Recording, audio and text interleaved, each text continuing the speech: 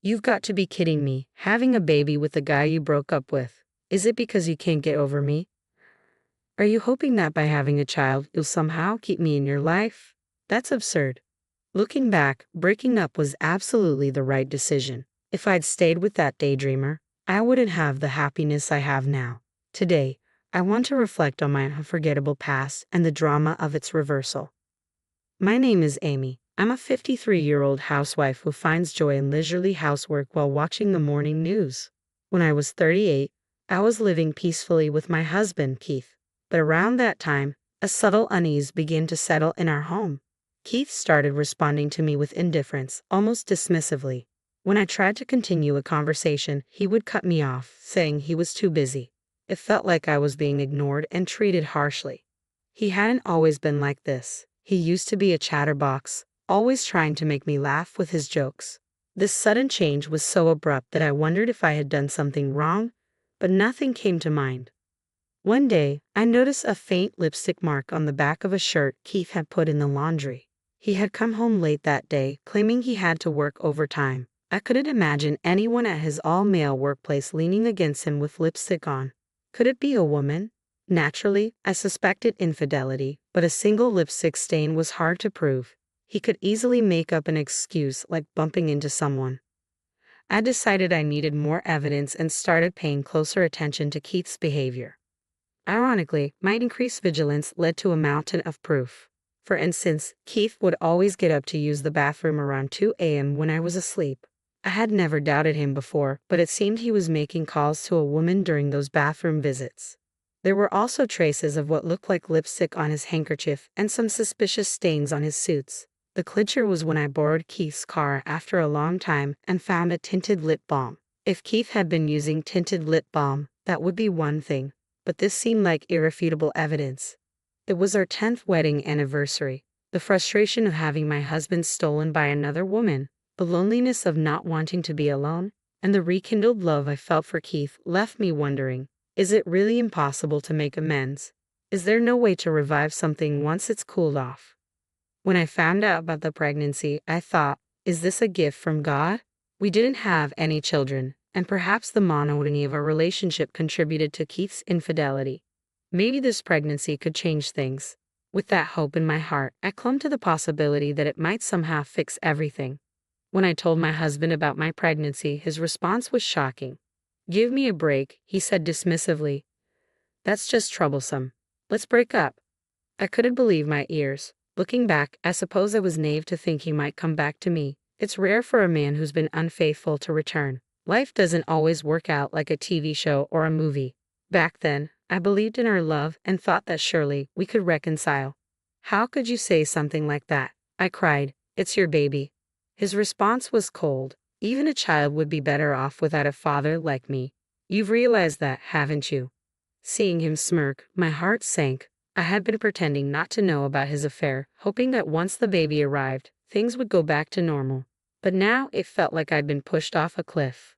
I thought that if the affair came to light, the tension between us would drive him away for good. But that was a miscalculation. I had hoped he would catch me in the act, but he never said a word. I was exhausted from waiting. I had been waiting for him to say, "You can't be serious. Let's divorce." But instead, he simply added, "Seriously, don't make this harder for me." "Are you joking?" I asked, my voice trembling. "I wouldn't lie about something this serious." He smirked again and said, "I have a cute 24-year-old girlfriend now. I don't need a 38-year-old who's going to gain weight from pregnancy."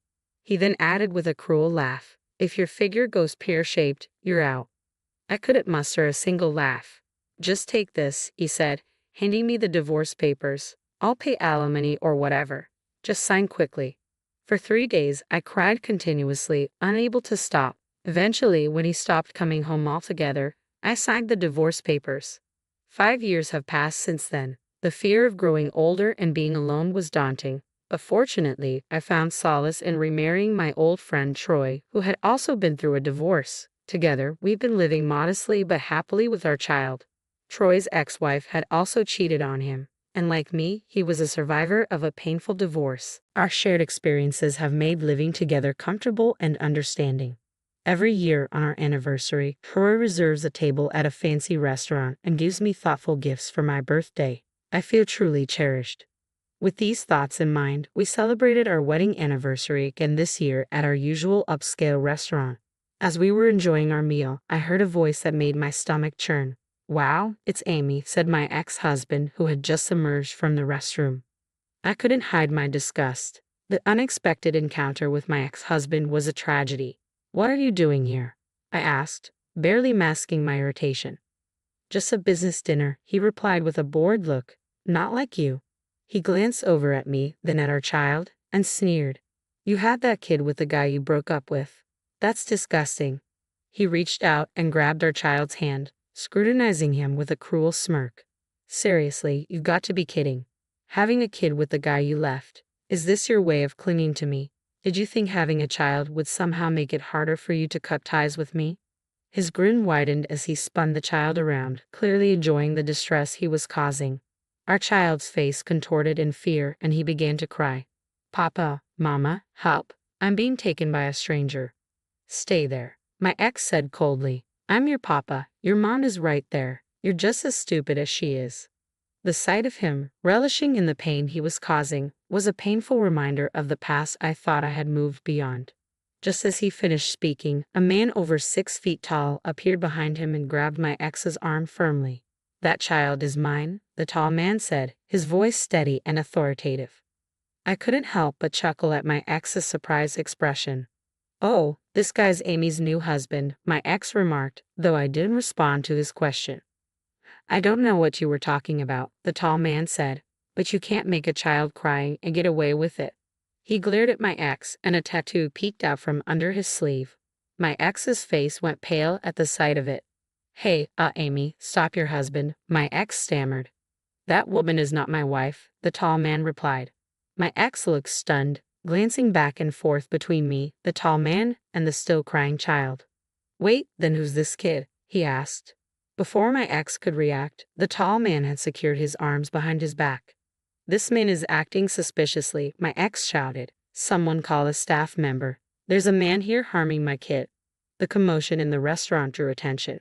I thought, what a way to ruin an anniversary, but I couldn't help but smirk. It seemed the day had turned out better than expected, if only by accident. "Wait, staff, over here," I called out. I saw this man forcibly grabbing the child's arm.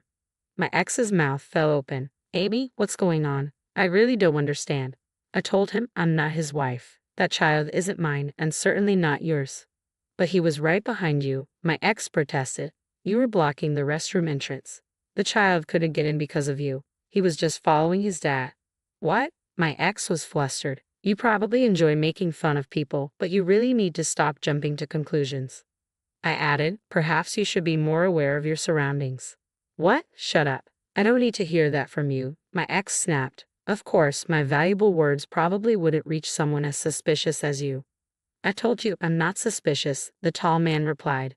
"Oh, really?" A man who approaches a random child, grabs their arm, and then starts speaking in baby talk, saying, "I'm your daddy," isn't suspicious at all? You've got to be kidding me. "That's because you had the nerve to say to the woman in front of you, 'Your mom is over there,'" I said with a smirk. "Do you still think we're a couple?" My ex-husband Keith turned bright red and yelled, "Stop messing with me." As Keith's shouts grew louder, the tall man tightened his grip on him. "Ouch! Hey, mister, let me go. I'm innocent." "Innocent?" I replied. "You undeniably made our son cry." "That's a misunderstanding," Keith protested. Before he could continue, I cut him off. "The fact is, you misunderstood and laid your hands on someone else's child." Keith glared at me and said, You, I said in a deliberately cute voice, which seemed to irritate him even more. "I've been glared at by a suspicious person. Scary." Keith tried to wriggle free from the tall man's grip, but to no avail. "You're so deluded if you think we're still a couple. Or maybe you just can't forget about me," I taunted, repeating the accusation Keith had made earlier. As expected, Keith's rage grew. Sensing the danger, the tall man threw him to the ground and straddled his back. "You really thought you could escape from me?" While the man's intimidation was light, the tattoo peeking from under his sleeve added an air of genuine menace. Keith must have realized this could be the end for him. "Hey, Amy, it was a misunderstanding," Keith cried out. "A misunderstanding?" I replied. Pulling on a stranger's child's arm is not a misunderstanding at all. Keith's pleading, half-crying voice echoed as he attempted to justify himself. I thought it was my kid. It was clear that Keith was desperate, but his excuses only deepened the gravity of the situation. I burst into laughter, claiming he's your kid when you haven't even acknowledged him or paid any child support. Really? Oh, Keith replied, looking confused. Did we ever talk about recognition or child support after our divorce? Keith, I wouldn't have expected you to acknowledge him even if you had been contacted, I said. And that's why you never reached out to me, right? Don't be ridiculous. Why would I do that when I'm raising a child on my own? I'd have hunted you down for support if it were necessary. Ah, but here's the thing, I continued. The pregnancy test turned out to be a false positive.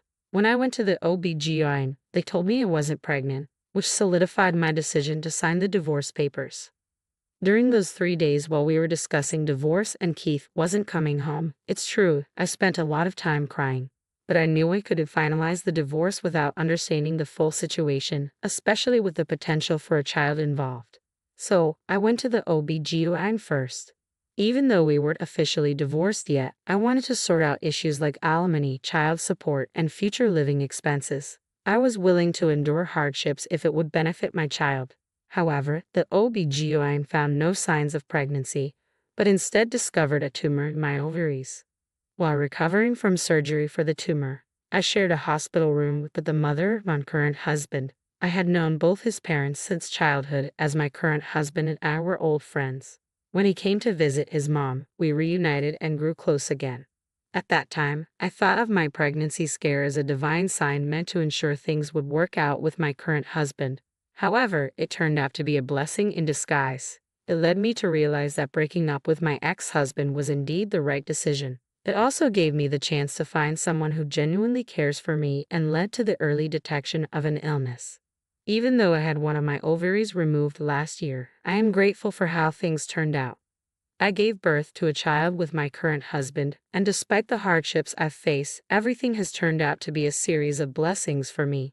Seeing my ex-husband's reaction upon learning all this, he paled and muttered, "No way, I was dumped by her." It was hard not to laugh at his stunned realization. Obviously, a young woman wouldn't want to be with an aging man like him. At that moment, a police officer arrived, apparently summoned by someone from the restaurant. My ex-husband received a stern warning from an officer and avoided further trouble by sincerely apologizing to the child's family once the misunderstanding was cleared. The reprimand from the police seemed to have hit him hard. He even came to apologize to me personally. Although he didn't know where I lived, he managed to find my parents' home and expressed his regrets to my mother. "I made a terrible mistake," he admitted. "I was wrong." Seeing him like this, aging, rejected, and alone seemed to have broken his spirit. He appeared to be struggling with the loneliness of having no one to turn to. But despite his apology, I really couldn't care less. I continued to ignore him. If we hadn't run into each other that day, I would have long forgotten about him. When we crossed paths, my current husband had noticed I'd been away from our table for a while and came to check on me in the restroom. He decided to stay in the shadows, thinking this might be my chance to confront my ex. I would have stepped in if anything escalated, but the man restraining my ex was incredibly strong. Apparently, he was a returnee and had been a football team captain in America, which explained his impressive strength. I wouldn't have stood a chance. I was genuinely scared, thinking he was some kind of tough guy. Hearing this made me laugh along with him. I admit, back when we got divorced, I wasn't strong. Despite everything, I simply followed through with the divorce as he requested, receiving a modest alimony payment from him and his lover. Life isn't a fairy tale, so expecting a massive alimony settlement was unrealistic. I didn't have the strength to resist back then. But I finally found my voice and stood my ground with my ex-husband, which helped me become truly strong. Now, I can face my husband and my child without any guilt. Coincidentally, the day of my marriage anniversary this year also marked a new beginning for me. My husband has since become a freelance architect and doubled his income, allowing me to quit my part-time job and fully embrace my role as a stay-at-home mom. Our slightly rebellious daughter might grumble when I ask her to do things, but she quietly helps out when I don't ask. Only my husband and I know about her loving nature. Though I had a late-life pregnancy and only have one daughter, our family, along with our 2 dogs, makes for a lively and joyful household. Even with just one ovary, I managed to get pregnant and give birth at an advanced age with my current husband. I can't help but think there's some kind of fate at play here. The dream of marrying someone special, which I cherished since childhood, came true in an unexpected way through remarriage. These are just some dreamy thoughts I entertain from time to time, and with that, I cherish the everyday happiness that is anything but ordinary.